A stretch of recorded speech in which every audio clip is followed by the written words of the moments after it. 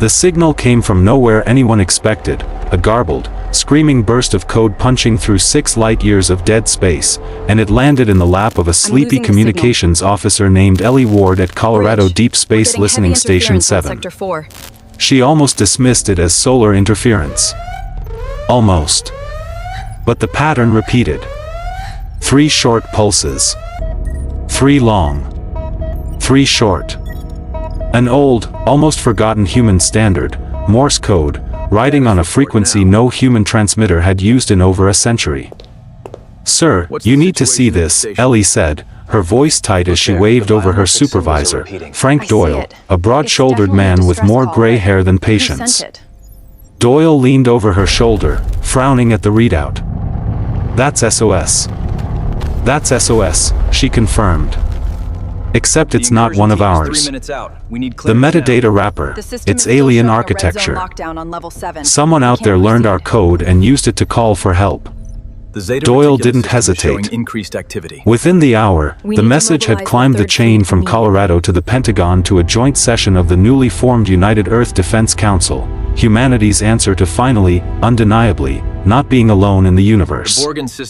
3 years earlier, the Vantage, humanity's first deep space colony ship, had vanished near the edge of known space. No wreckage. No distress call. Just silence. The world grieved, then moved on, filing the loss under the long list of things space could do to careless, ambitious apes with rockets. Now, an SOS wearing a stolen human alphabet was calling from that same silence. Captain Ryan Cole stood in the briefing room of the U.S. Constitution, humanity's first true warship, arms crossed, jaw tight, listening to the translated fragments analysts had pieced together. "Help, they are killing, please, if any here. Earth ships coming, tell them not to." The rest dissolved into static. "Not to what?" Cole asked the room. Nobody answered. Nobody could. What the analysts eventually pieced together, stitched from broken syntax, alien loanwords, and one recovered fragment of video, was this: 3 years ago, a scouting fleet belonging to a coalition calling themselves the Kaalthy Dominion had intercepted the Vantage. They studied it. Studied its crew. And they made a catastrophic error in judgment. They classified humanity as harmless, soft-bodied, short-lived, slow to anger, they thought, based on the diplomatic transmissions the Vantage's captain had sent, polite, curious, hopeful. The Dominion decided humans were a resource-rich species too naive to be dangerous, and too isolated to be missed. They took the ship. They took the crew. 3 years of captivity later, one engineer, a woman named Dana Marsh, the Vantage's systems officer, found a way to hijack an outdated relay buoy the Dominion had discarded as junk and screamed for help using a code so old the Dominion's translation algorithms didn't even flag it as a threat. She gambled that somewhere, someone on Earth still remembered Morse. She gambled right. The UEDS Council didn't debate for long. That was the thing about humanity that the Kaelthi Dominion hadn't accounted for. The species that spent millennia fighting wars over rivers and hills did not, in fact, need extensive convincing to fight a war over one of their own.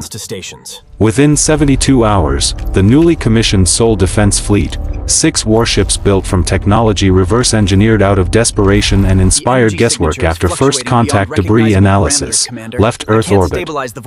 Admiral Teresa Grant commanded from the Constitution's bridge, her voice steel over the comm. "We don't know their numbers. We don't know their weapons. What we know is one of ours is still breathing out there, and she asked us not to come quietly." Cole, standing tactically, allowed himself a small, grim smile. "Then let's not disappoint her." The Dominion's forward outpost, a moon-sized station called Aegis Reach, didn't so much as raise shields when the human fleet dropped out of transit. Their sensors read 6 ships, laughably small by Dominion standards, built by a species they'd catalogued as pre-industrial in temperament if not entirely in tools.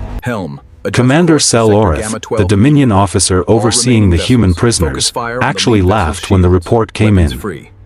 6 ships, he said to his tactical officer, a younger Kaelthi named Priot. Send a squadron. Board them. Add their vessels to the collection. The priest hesitated.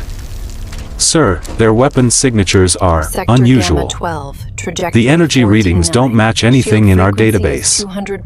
They're a Deathworld species, Orith said dismissively, using the old Kaelthi classification for planets with punishing gravity, violent weather, and predator-dense ecosystems, worlds that bred short, brutal lives and, historically, short, brutal tempers to match.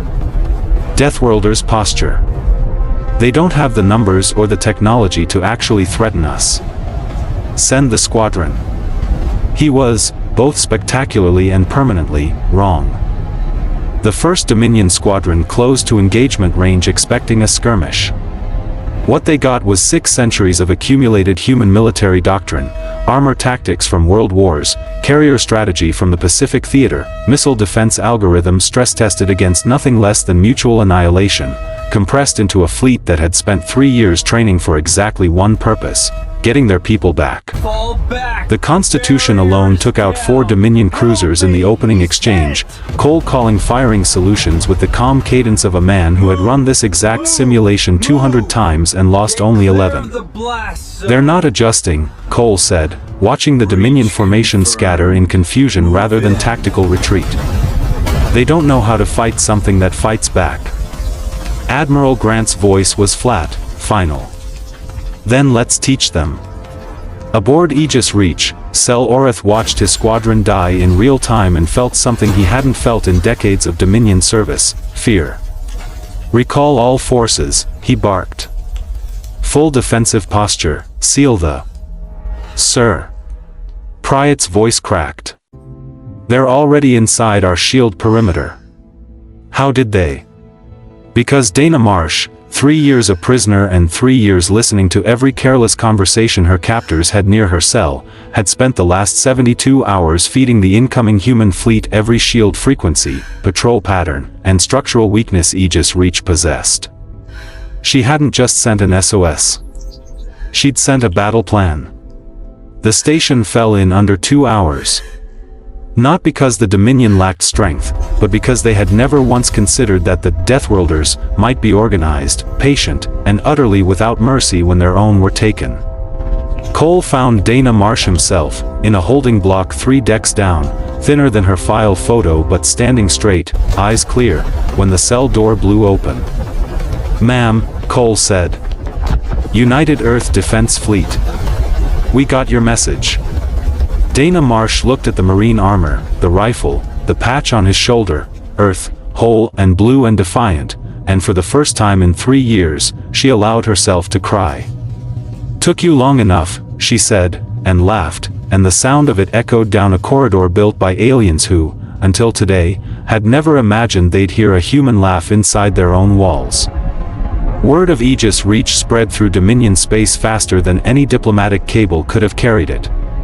The story mutated with each retelling. 6 ships became 60, 1 rescued prisoner became a declaration of total war, but the core of it never changed. Somewhere out past the edge of charted space, a species they'd written off as harmless had heard one voice calling for help, and answered with an armada. The Kaalthy Dominion revised its threat classifications within the month. Humanity was no longer listed as harmless. They were listed as Deathworlders, and for the first time, the word was written with something that, translated honestly, could only be called respect.